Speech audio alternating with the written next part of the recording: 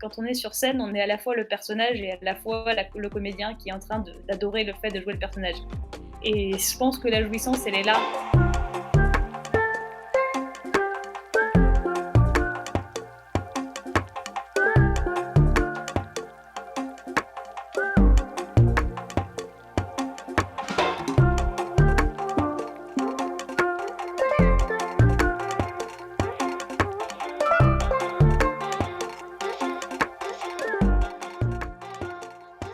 Jeudi 29 avril 2021, j'ai interviewé Eva Teziorovski, artiste de comédie musicale.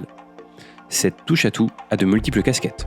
Elle joue, chante, danse, joue de la musique, chorégraphie, parmi d'autres activités. Quelle énergie lors de cette interview! J'ai pu y comprendre avec beaucoup de détails comment cela se passe sur scène. Eva nous livre ainsi ses émotions et expériences que je vous invite à découvrir lors de cette interview. Qui es-tu et comment en es-tu arrivée à ton activité actuelle? Moi, c'est Eva. Moi, je suis arrivée à ce métier un peu en zigzag. J'ai pas du tout fait des études de ça au tout début. J'ai toujours été un peu dans l'artistique parce que dès le lycée et le collège, je faisais des activités extrascolaires. Je faisais du violon, je faisais des claquettes, je faisais de la chorale. Donc il y avait déjà de l'artistique dans ma vie, mais on m'avait jamais dit que c'était un métier. Et ça, je l'ai découvert plus tard. Après le lycée, moi, j'ai fait Sciences Po Paris. Si j'ai choisi Sciences Po, c'est parce que c'était une école qui favorisait et qui voulait bien promouvoir les activités extrascolaires, qui les valorisait au lieu de dire que c'était extra. J'ai cherché ça et ça valorisait l'associatif et j'ai rejoint notamment l'association de comédie musicale de Sciences Po. Dans cette association, on s'est mis à monter des spectacles avec les copains et là, ça a été un espèce de déclic, une petite flamme qui s'est réveillée et qui a fait: «Ah, mais là, en fait, pour ça, envoyer des mails, passer mes nuits à faire des plannings, ça me dérange pas». Et du coup, il y a eu un petit: «Ah et ça, il y a peut-être quelque chose» et comme je faisais toujours, de la danse, je faisais toujours, un peu de chant, je faisais toujours des choses à côté, bah, petit à petit, je suis allée creuser ce biais-là.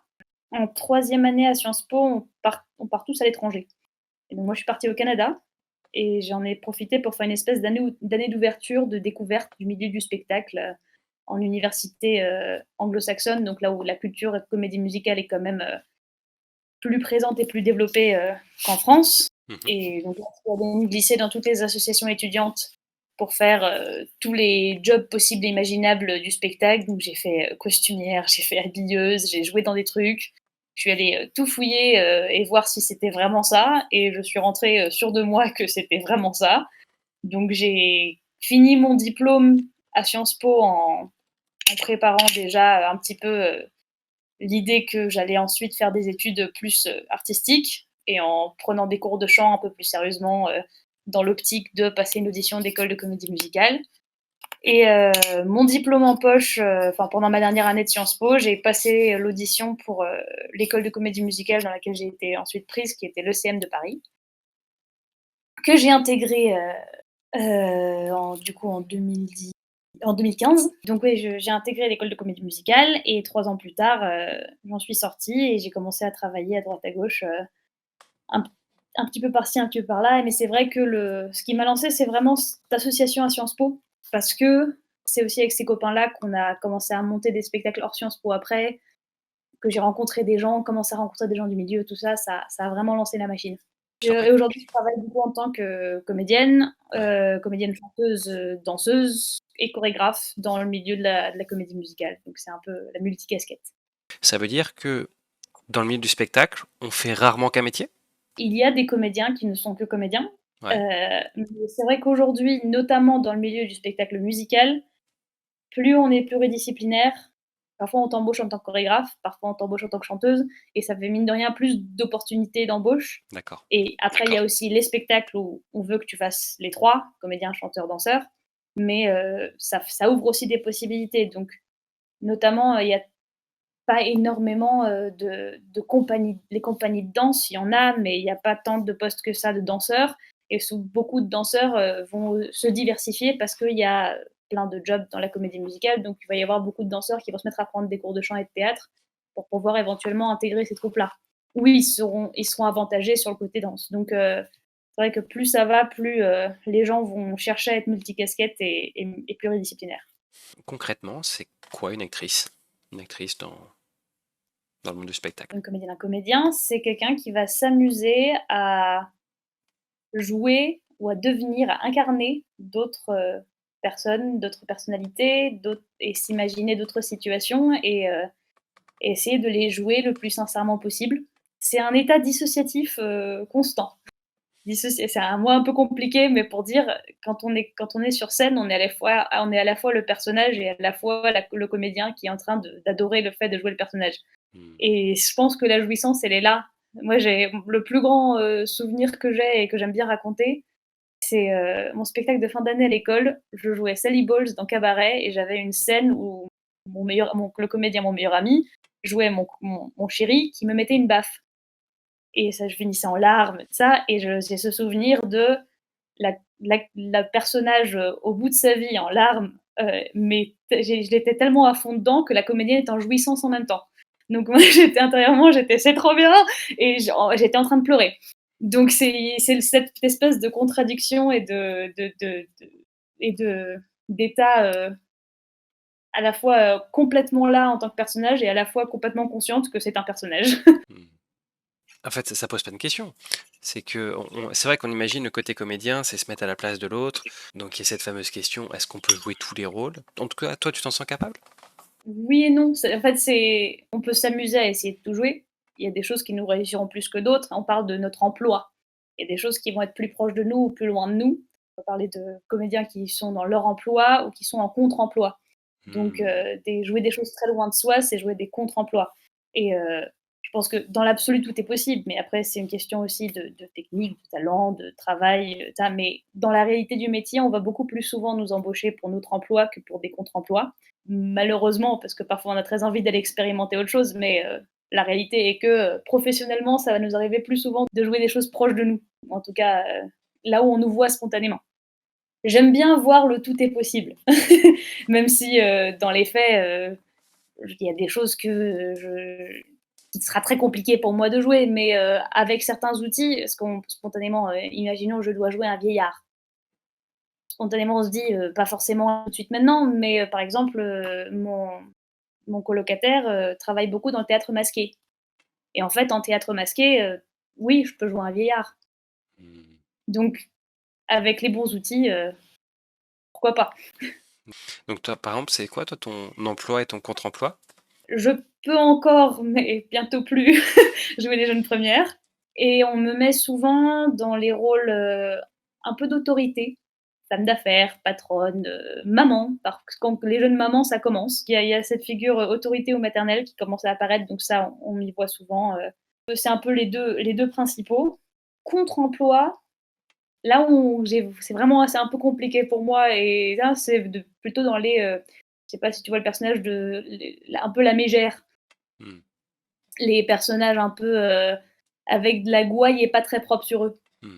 C'est quelque chose qu'on me donne moins, que je dégage peut-être moins, et aussi peut-être que je m'amuse moins à jouer.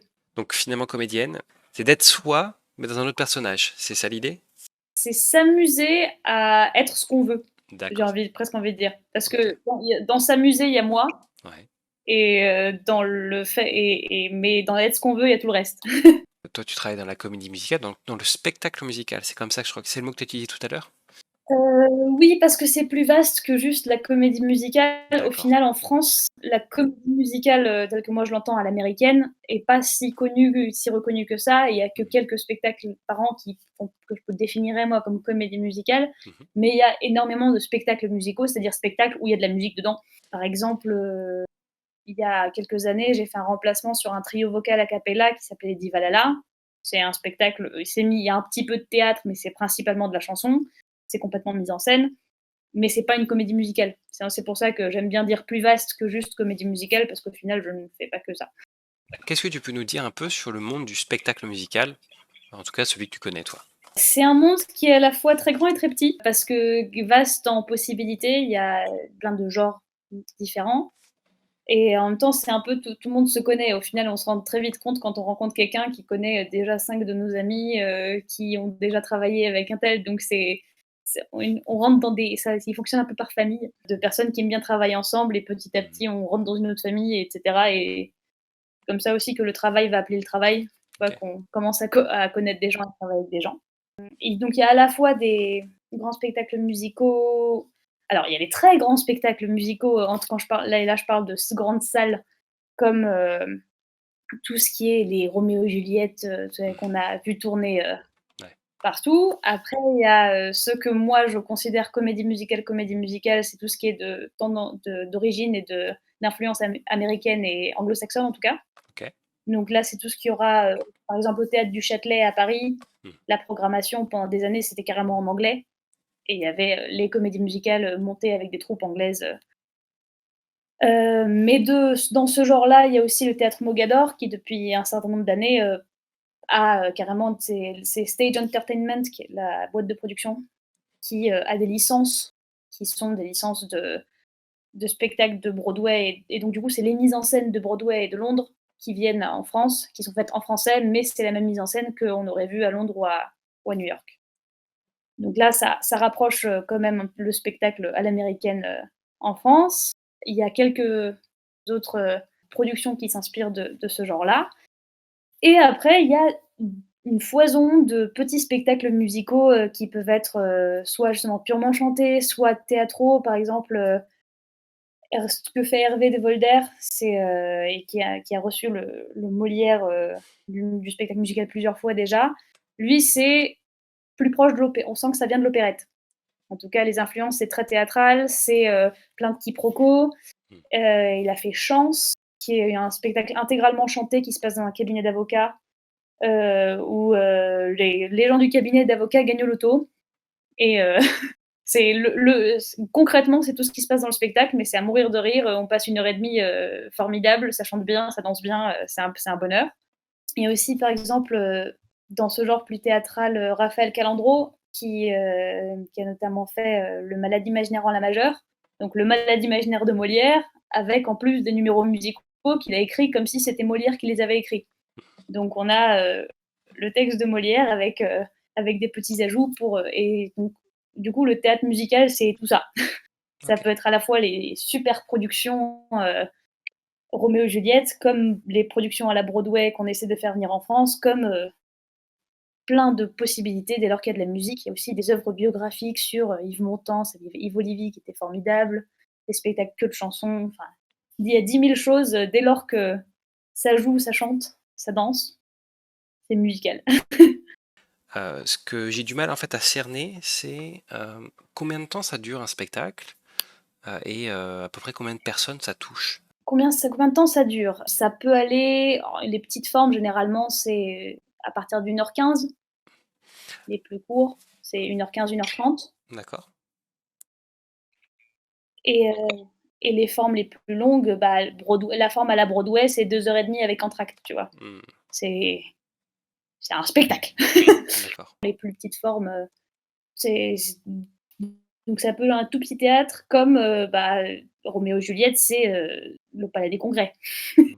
Selon la forme du spectacle, mais aussi, bah, le Malade imaginaire ne pourrait pas jouer au Palais des Congrès. C'est le Malade imaginaire en la majeure, c'est 4 comédiens sur scène avec un piano, D'accord, OK. pas vraiment de décor et ça requiert cette intimité avec le public que ne requiert pas du tout un Roméo et Juliette. Et du coup, dans la durée, ça dure combien de quelques semaines, quelques mois, quelques années? C'est quoi à peu près la période enfin le la durée d'un spectacle? Après quand on crée un spectacle, on va d'abord, avant qu'on ait une production et tout ça, on va déjà créer et souvent faire une lecture ou une présentation pour, quelques producteurs professionnels. Déjà souvent on travaille pour un machin.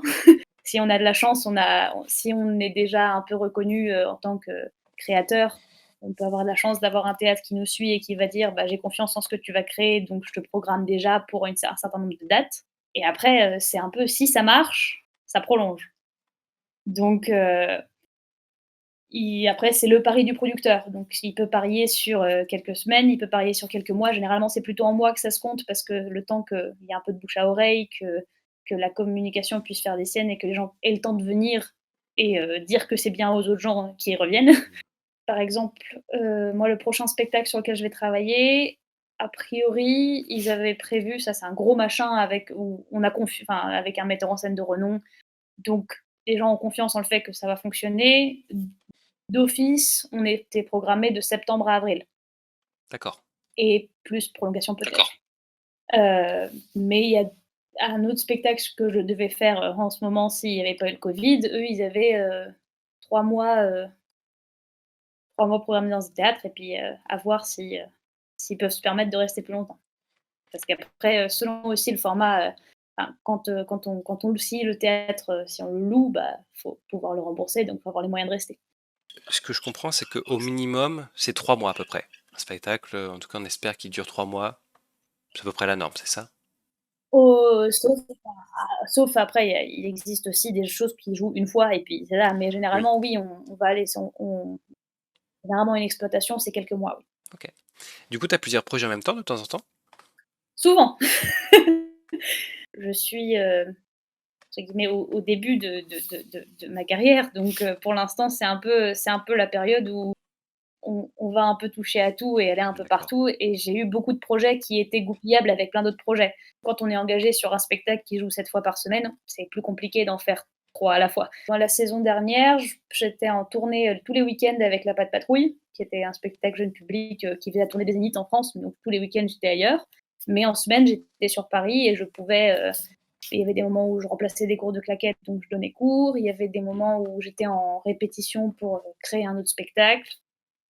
Donc ça peut m'arriver de faire un concert par-ci, donc c'est vraiment, l'emploi du temps peut varier du tout au tout OK. et ça arrive souvent de pouvoir jouer 2 spectacles complètement différents.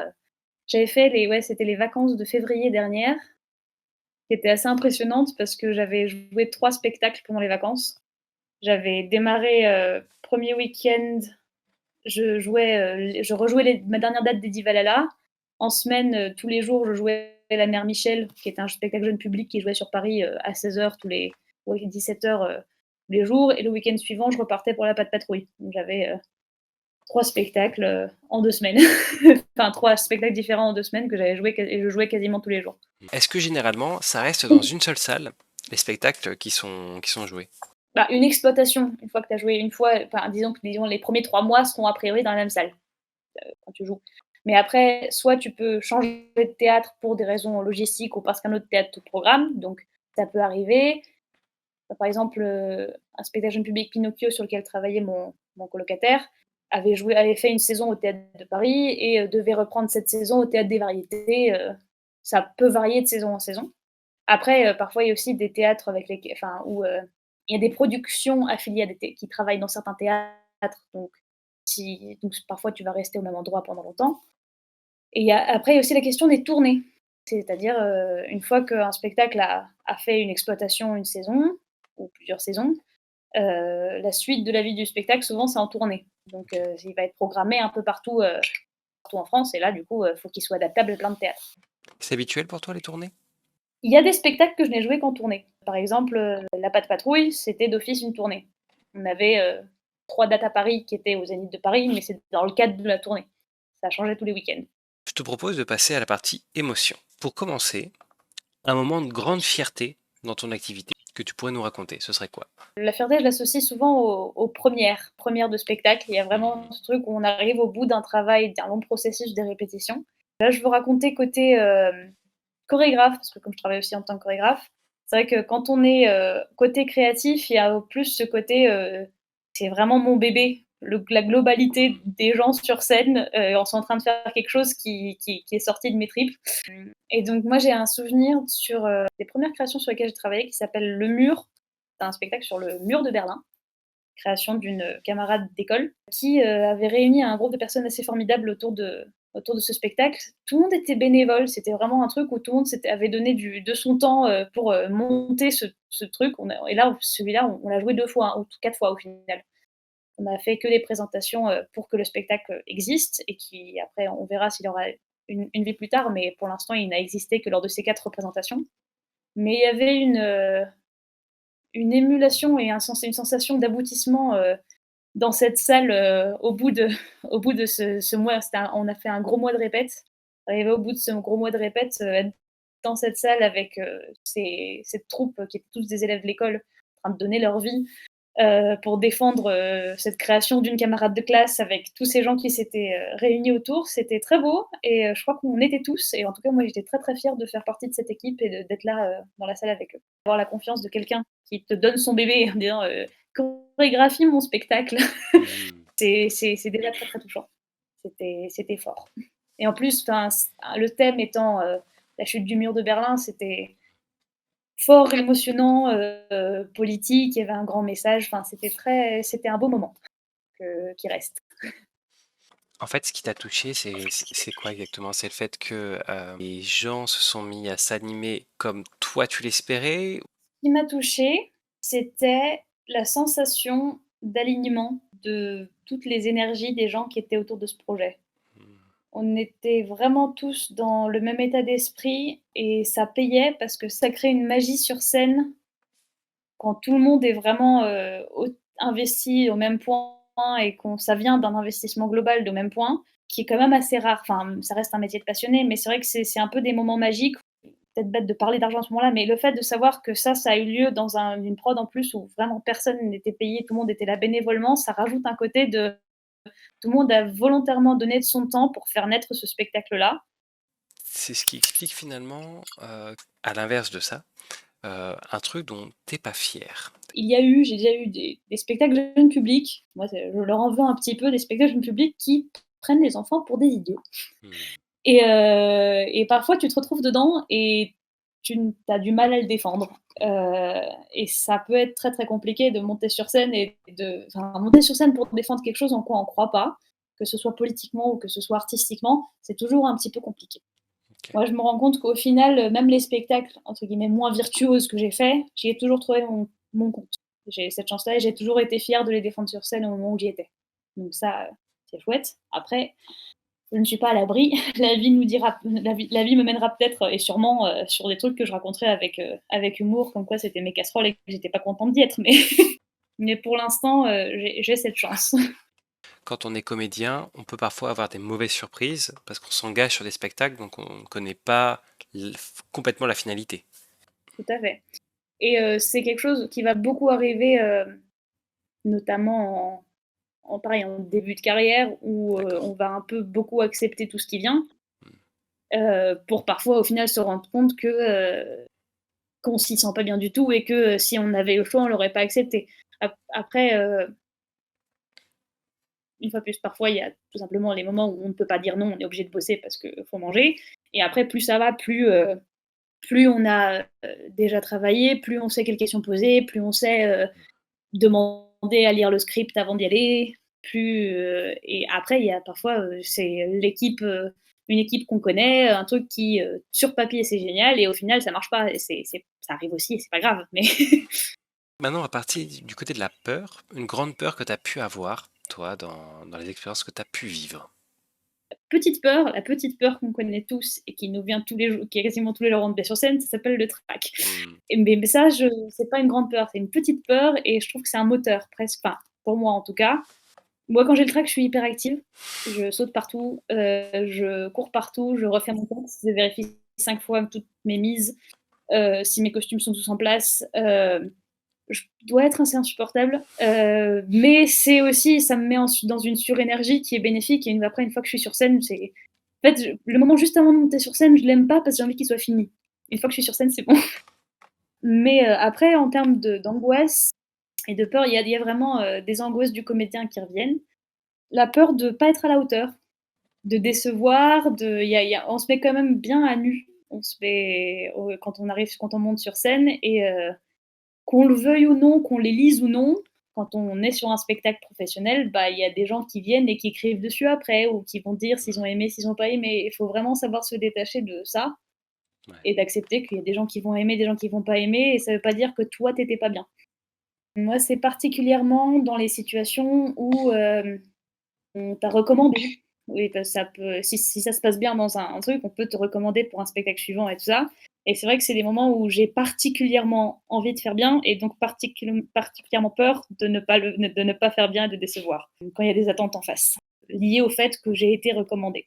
La dernière et je pense la plus grande peur qui peut s'installer, et c'est une angoisse un peu plus globale, c'est qu'on est quand même dans un métier, enfin, on est ce qu'on appelle intermittent du spectacle, donc on travaille par intermittence, et donc il y a des périodes où il y a plein de travail, et des périodes où il y en a très peu ou pas. Et c'est vrai que, voilà, je me souviens, la première fois que j'ai fait mes 507 heures pour avoir mon intermittence, j'ai ouvert mes droits et j'ai eu juste après un moment de OK, maintenant, faut le refaire. OK, j'ai 1 an, c'est parti, et j'ai eu ce moment d'angoisse de: «Est-ce que je vais y arriver?» Et après, on se rend compte qu'au début, c'est flippant, et on fait très gaffe les premières années, mais au bout d'un moment, si ça se passe bien, si on travaille bien, le travail appelle le travail. C'est un cercle vertueux qui s'installe parce qu'on rencontre des gens qui, comme on passe du temps avec eux, bah, ils pensent à nous pour d'autres trucs, Mmh. et on commence à nous appeler, et c'est pas que du passage d'audition. Mais il y a aussi des moments où il y aura rien et il faut savoir vivre avec. Et c'est pas grave, et il faut accepter qu'il soit là. Et ça, c'est pas toujours évident, et ça fait peur. Les moments de vide, ça fait peur. Pour l'intermittence, est-ce qu'il ne compte que les représentations ou aussi les répétitions? Ça dépend des spectacles. En fait, si on était toujours payé pour les répétitions, effectivement, ce serait très facile d'avoir son intermittence. On est très rarement payé pour les répétitions, ça arrive sur les meilleures prods et les plus grosses prods. Enfin, surtout en début de carrière, tu vas travailler au début, tu vas accepter des contrats où tu auras un cachet toutes les 2 ou 3 représentations, et les répétitions, tu ne seras pas payé, et c'est parce que c'est une petite prod. Et puis, petit à petit, tu ne vas plus accepter cela Mmh. et tu vas accepter que ceux où c'est, et cetera, et cetera. Et parfois, tu vas accepter ça parce que le projet est génial et tu sais que c'est le seul moyen pour la prod de le monter. C'est que pour l'instant, ce sera un cachet toutes les 3 représentations, et plus tard, si le projet se pérennise, ça va se monter. Mais donc, il y a de tout. OK. Les petites productions, souvent, ont moins les moyens. J'ai envie de dire, le plus souvent, au moins les représentations sont payées. Ça arrive sur les tout petits machins que, ce soit un cachet toutes les X représentations, et sur les grosses machines, moi quand j'ai fait la Patte Patrouille, là c'était, conditions royales, payer toutes les répètes, payer, payer à toutes les représentations et bien payer. Et parfois c'est les entre-deux, enfin il y a des petites prods qui arrivent déjà à faire des trucs, tout à fait corrects où, tu es payé en service de répétition, donc tu as des heures pour les répètes, pour certains nombres de répètes, et après, des cachets pour les représentations. Quelque chose qui t'a déjà beaucoup énervé dans les expériences que tu as pu vivre? Ça m'est pas arrivé à moi, mais arrivé à une de mes proches, mais elle m'a mise très, très en colère. Mmh. Une proche qui était engagée, par une boîte, événementielle pour, interpréter différents personnages, à qui on a fait comprendre, au moment que, elle n'allait plus jouer un certain nombre de personnages du fait d'avoir, plus forcément le physique qu'elle avait avant, ou d'avoir pris un petit peu de poids, ou de et alors ça m'a mise hors de moi. Je trouve ça incroyablement violent de demander ça à quelqu'un.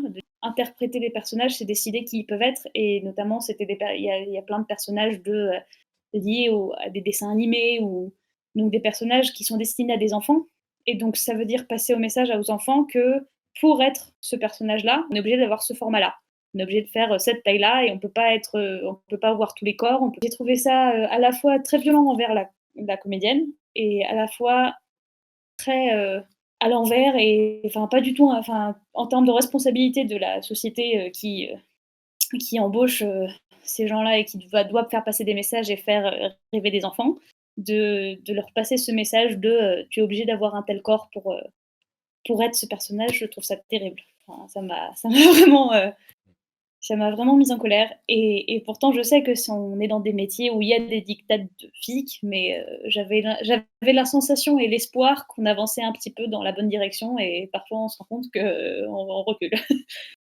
Excusez, malheureusement, pour les femmes, ça pour le coup, je fais un aparté, mais Mmh. quand on regarde l'industrie du cinéma, il y a eu un petit scandale dernièrement sur un film qui était sur, Netflix, où le personnage avait 50 ans, et on a grimé une femme de 30 qui jouait très bien, mais ils ont dit: «En fait, les femmes de 50 ans, on les montre plus à l'écran». Mmh, ouais. Donc il y a enfin, en tout cas, autour du corps de la femme, il y a vraiment il y a un truc de, soit tu es jeune et pimpante et tu fais des jeunes premières, soit, on te voit plus, et ils avaient trouvé ça ils avaient dit: «Bah, elle joue très, très bien, il y a pas de souci, mais montrer les femmes», enfin, pour le coup, on est au cinéma sur des rôles réalistes, Au théâtre, c'est encore différent parce qu'il peut y avoir des rôles de composition, mais c'est vrai que même au théâtre, pour les femmes, il y a un espèce de no man's land dans lequel on va entrer à partir de 35-40 ans, en termes de rôle, où soit on fait la maman, soit on joue pas.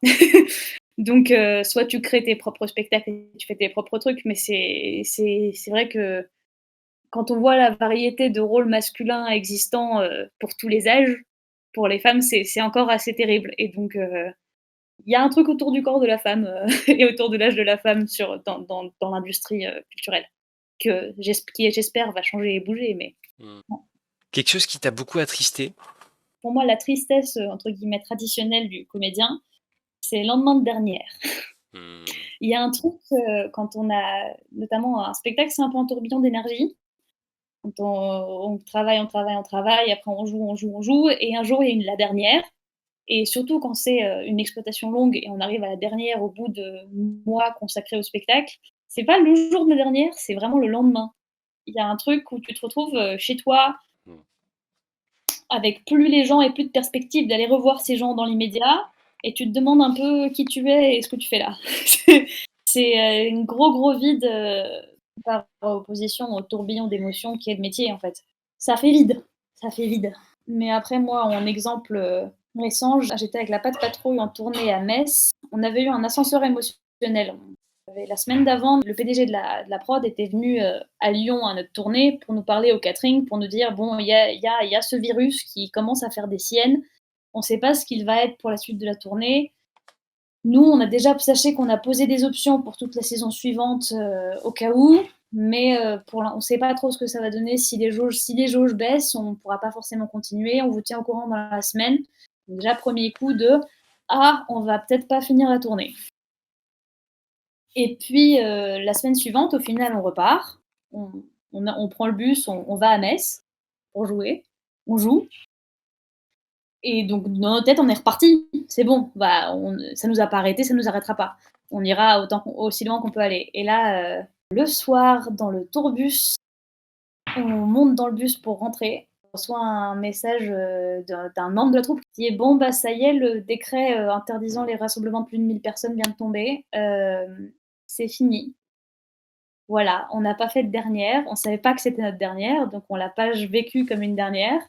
On était dans le bus et on se regardait. Bon, bah, la semaine prochaine, on fait. Bon, la semaine suivante, on était confinés. Donc, c'était le 8 mars. Donc, le 16, on était confinés. Donc, ça allait très, très vite. Mais ouais, 8 mars 2020, le retour dans le bus, c'était très étrange. Il y avait une espèce d'impuissance. C'était très, très rude. Et en plus, moi, je sais que. Enfin, a priori, aujourd'hui, je sais que c'était ma dernière. Mmh. Je ne rejouerai pas ce spectacle. Donc, c'est doublement triste que c'était des super moments, quoi. Mmh. Mais on nous a un peu volé notre dernière Ouais. là-dessus. On n'a pas pu célébrer la fin et vivre la fin comme on l'aurait fait si on avait. Quand tu sais que c'est une dernière, tu la savoures particulièrement. Tout le monde prépare, enfin pendant toute la saison où tu joues, tu réfléchis à ce que tu pourras faire comme blagounette que le cast se verra, mais que le public ne verra pas parce qu'il faut surtout pas que ça se voit du public. Et donc ça, la Patte Patrouille, on n'a jamais pu faire, on n'a jamais pu aller au bout. Merci en tout cas pour le partage de toutes ces émotions. Et on va maintenant passer à la dernière étape. Enfin, quelle expérience as-tu envie de détailler? J'avais envie d'un peu de faire une routine type du moment de l'arrivée au théâtre au moment du pot avec la troupe après. Et je voulais prendre l'exemple de la famille Adams au Casino de Paris. Bon, en tout cas, ce qui est top avec les personnes passionnées, c'est que on a l'impression que il y a quand même beaucoup de moments où ça se passe très bien, hein. Quand on regarde un peu ton expérience, j'ai l'impression que tu kiffes bien, hein. Ouais, après, j'ai que j'y, hein. Je pense que j'ai aussi beaucoup de chance. Mais c'est des choses qui se cultivent. Je pense que voilà, c'est à partir du moment où il y a du travail ou d'investissement, bon, oui, oui, il y a de la chance, c'est vrai. Mais je pense que ça se cultive aussi, le côté de cette satisfaction qu'on peut avoir et qu'on cherche à garder, quoi. Donc ouais, bah c'est chouette. Merci pour ton partage en tout cas. Et puis toutes les photos, c'est vraiment ça nous permet de comprendre en fait tout le travail de préparation. C'est vrai que je peux l'avoir, enfin, en tout cas à titre personnel, effectivement, le côté maquillage, préparation, on l'a un peu en tête. Là, pour exemple, que tu nous donnes un tel travail, ça m'étonne à chaque fois. Et j'étais complètement passé à côté de toute la partie euh, chauffe de la voix. Je crois que c'est ça que tu as dit. Mmh. C'est la chauffe corporelle aussi. Ça, c'est un truc, c'est vrai que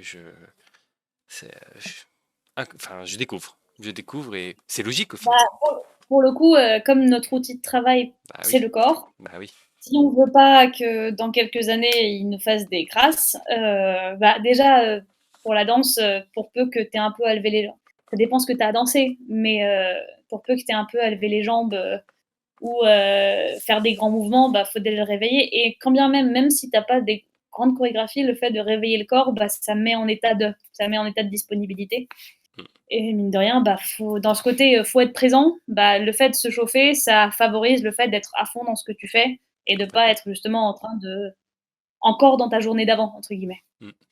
Merci beaucoup pour le partage de ton expérience. On va passer à la dernière partie. Que serait le conseil que tu donnerais pour les gens qui ont envie de faire comme toi? En fait, c'est le conseil que je donne à mes élèves, mes élèves de claquettes, parce que je donne des cours de claquettes dans une école, de comédie musicale, pour des toutes premières années. Je leur dis, «Travaillez bien et soyez gentils». Quand on cherche des gens avec qui on va travailler, comme c'est que des familles, enfin, entre guillemets, on va passer beaucoup de temps avec ces gens, on va vivre avec ces gens et vraiment la vie enfin, c'est pas le même rapport au travail qu'on a avec un collègue de bureau. Un collègue de bureau, si on lui adresse pas la parole, c'est pas grave. Un camarade de troupe, quand tu dois jouer, donner la réplique, c'est plus compliqué s'il est pas sympa. Hmm. Et donc, je me suis rendu compte que la la première chose que les gens vont avoir envie de chercher, et moi la première, c'est des gens sympas de qui s'entourer, des gens agréables à vivre, des gens qui sont pas difficiles. En fait, être avec les autres comme on aimerait que les gens soient avec nous. C'est aussi parce que ça, mais être la personne dont on aimerait s'entourer. Je crois que tu voulais nous parler d'un spectacle. Alors, malgré, le covid, en ce moment, je joue dans quelque chose. Et oui, c'est possible. Raphaël Calandro, dont je parlais tout à l'heure, quand je parlais du Malade imaginaire en la majeure, c'est Mhm. même créateur, en a eu marre de ne plus pouvoir rien faire et donc s'est posé la question de ce qu'il serait possible de faire, dans les circonstances et avec les contraintes du moment et donc il a créé un spectacle qui se joue, en extérieur, dans la rue, avec respect de toutes les contraintes sanitaires, donc il n'y a pas d'attroupement, donc le public vient, seul ou à 2 et rencontre un, 2, 3 comédiens qui l'emmènent dans la rue et lui racontent des tranches de vie. Ça s'appelle La Boucle et ça se passe pour l'instant dans les rues de Pantin, près de Paris, heu, mais c'est en cours de développement, peut-être que ce sera ailleurs à certains moments et pour l'instant ça joue depuis, quelques semaines, à Paris, principalement les week-ends. Pour l'instant, on est en test de qu'est-ce qui fonctionne, mais en tout cas, c'est possible de venir voir La Boucle et de passer un petit moment de théâtre, en extérieur, une expérience, immersive où on prend le public à partie, le temps de 50 minutes dans la rue. Donc voilà, pour contacter Eva, c'est ici. Et mon Instagram, c'est Eva Teziorowski, tout attaché. En tout cas, merci pour ton énergie et puis pour tout ton partage. C'était chouette, on a eu plein d'histoires. Moi, c'est ça que j'ai adoré. Merci pour les photos aussi, l'immersion. Je pense qu'on était vraiment dedans. Et donc, bah écoute, je te propose de conclure en te laissant le mot de la fin. Bah, moi, je voulais te remercier toi parce que c'est chouette bah, justement cette association avec les émotions, ça permet de se poser des questions très spécifiques sur, justement j'ai beaucoup aimé chercher un moment de fierté, un moment de peur, un moment de colère Mhm. et ça a beau on a beau travailler avec les émotions, c'est pas pour autant qu'on identifie ça facilement C'est vrai. ça fait du bien et je trouve ça très riche et une très belle manière d'aborder les choses donc merci beaucoup.